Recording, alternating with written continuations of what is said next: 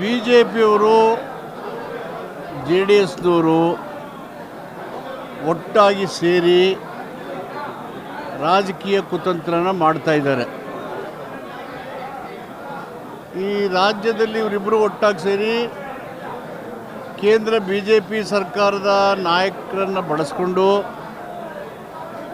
ರಾಜಭವನದ ಮುಖಾಂತರ ಚುನಾಯಿತ ಸರ್ಕಾರನ ಅಸ್ಥಿರಗೊಳಿಸೋದಕ್ಕೆ ಹುನ್ನಾರಗಳನ್ನು ಮಾಡ್ತಾ ಇದ್ದಾರೆ. ಅವರು ಹುನ್ನಾರ ನಡೆಯೋದಿಲ್ಲ. ಯಾಕೆಂದರೆ ಸಿದ್ದರಾಮಯ್ಯನವರು ಮತ್ತು ನಮ್ಮ ಸರ್ಕಾರ ಯಾವುದೇ ತಪ್ಪನ್ನು ಮಾಡಿಲ್ಲ. ಜನರ ಆಶೀರ್ವಾದದಿಂದ ನಾವು ಅಧಿಕಾರಕ್ಕೆ ಬಂದಿದ್ದೇವೆ.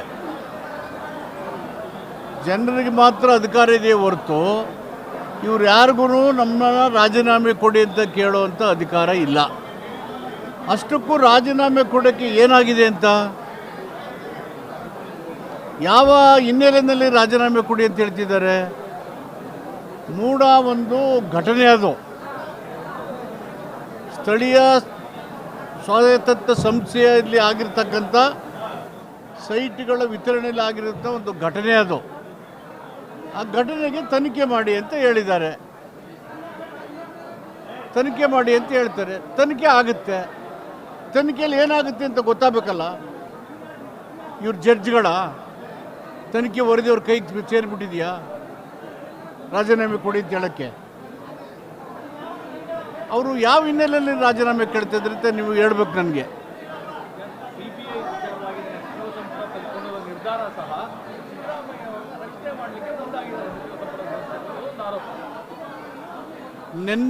ಮೊನ್ನೆ ಹರಿಯಾಣ ಮತ್ತು ಪಂಜಾಬ್ನ ಹೈಕೋರ್ಟ್ ನ್ಯಾಯಾಧೀಶರು ಇಡಿ ಬಗ್ಗೆ ತೀಕ್ಷ್ಣವಾಗಿ ಪ್ರತಿಕ್ರಿಯೆ ಮಾಡಿದ್ದಾವೆ. ಕೋರ್ಟ್ಗಳು ಇವನ್ನ ಮುಚ್ಚಬೇಕು ಅಂತ ಹೇಳಿದ್ದಾರೆ. ಸೂರ್ಯನ್ ಅವರು, ಕೇಜ್ರಿವಾಲ್ ಅವರು, ಅವರ ಪ್ರಕರಣಗಳಲ್ಲಿ ಸುಪ್ರೀಂ ಕೋರ್ಟ್ ತೀಕ್ಷ್ಣವಾಗಿ ಪ್ರತಿಕ್ರಿಯೆ ಮಾಡಿದ್ದಾರೆ ಇಡಿ ಮತ್ತು CBIಗಳ ನಡವಳಿಕೆ ಬಗ್ಗೆ. ನಿನ್ನೆ ಹರಿಯಾಣ ಪಂಜಾಬ್ನ ಹೈಕೋರ್ಟ್ನವರು ಈ ಏಡಿಗಳನ್ನು ಮುಚ್ಚಬೇಕು ಅಂತಾರೆ. ಏನರ್ಥ? ಕೇಂದ್ರ ಸರ್ಕಾರ ಸ್ವಾಯತ್ತ ಸಂಸ್ಥೆಗಳನ್ನು ರಾಜಕೀಯ ದಾಳವಾಗಿ ಬಳಸಿ ಎದುರಾಳಿಗಳನ್ನು ಶಿಕ್ಷೆಗೆ ಗುರಿಪಡಿಸ್ತಕ್ಕಂಥ ಪ್ರಯತ್ನ ಮಾಡಿರ್ತಕ್ಕಂಥದ್ದನ್ನು ನ್ಯಾಯಾಲಯಗಳೇ ಉಲ್ಲೇಖ ಮಾಡಿರುವಾಗ ಈಗ ನಾವೇನು ಮಾಡಬೇಕು? ಅವರು ಸುಯೋಮೋಟೋ ಅಥವಾ ಒಂದು ಅರ್ಜಿ ಮೇಲೆ ಇವರು ಕ್ರಮ ತಗೊಳ್ಳೋದಾದರೆ ಚುನಾಯಿತ ಸರ್ಕಾರಗಳು ಮತ್ತು ಪ್ರಜಾಪ್ರಭುತ್ವ ಎಲ್ಲಿ ಉಳಿತದೆ?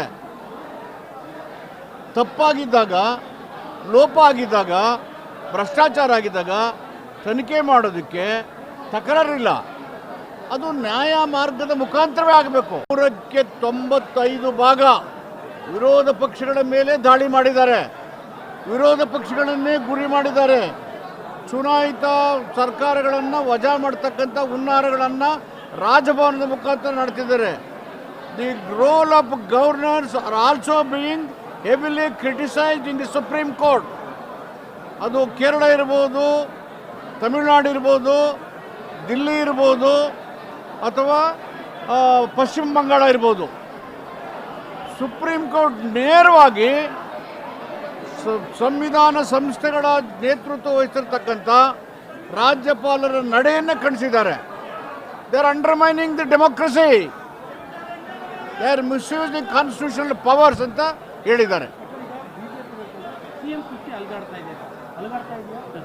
CM ಕುರ್ಚಿ ಎಲ್ಲಿಯ ತನಕ ಕಾಂಗ್ರೆಸ್ ಶಾಸಕರು, ಹೈಕಮಾಂಡ್, ರಾಜ್ಯದ ಜನರು CM ಪರವಾಗಿದ್ದಾರೆ, ಅಲ್ಲಿ ತನಕ ಗಟ್ಟಿಯಾಗಿರಿ. ಯಾರು ಅಲುಗಾಡ್ಸೋಕ್ಕಾಗಲ್ಲ. ಯಾರು ಅಲುಗಾಡ್ಸೋಕ್ಕಾಗಲ್ಲ.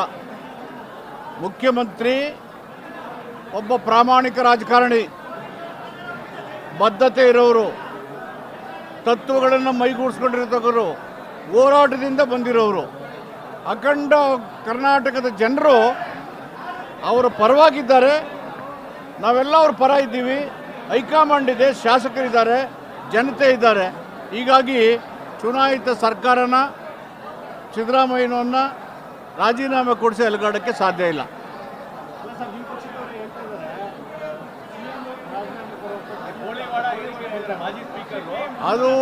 ಅದು ಅವರ ವೈಯಕ್ತಿಕ ಅಭಿಪ್ರಾಯ, ಪಕ್ಷದ ಅಭಿಪ್ರಾಯ ಅಲ್ಲ, ಶಾಸಕರ ಅಭಿಪ್ರಾಯ ಅಲ್ಲ, ಅಥವಾ ಮಂತ್ರಿಗಳ ಅಭಿಪ್ರಾಯ ಅಲ್ಲ.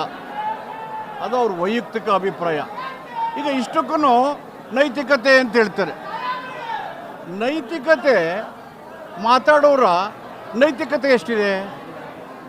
FIR ಆಗಿದ್ದಾವೆ, ಬೇಲಲ್ಲಿ ಇದ್ದೀರಿ, ಕೆಲವರು ಜೈಲಿಗೆ ಹೋಗಿದ್ದೀರಿ, ನೀವು ನೈತಿಕತೆ ಮಾತಾಡ್ತೀರಲ್ಲ, ಇಲ್ವಲ್ಲ? ಯಾರು ಹೇಳಿದ್ದಾರೆ? ಅದು ವೈಯಕ್ತಿಕ ರೀ ಅವ್ರದ್ದು, ಯಾರ್ದು ಅವ್ರ ವೈಯಕ್ತಿಕ ಹೈಕಮಾಂಡು 100ಕ್ಕೆ 100 ಸಿದ್ದರಾಮಯ್ಯನವರ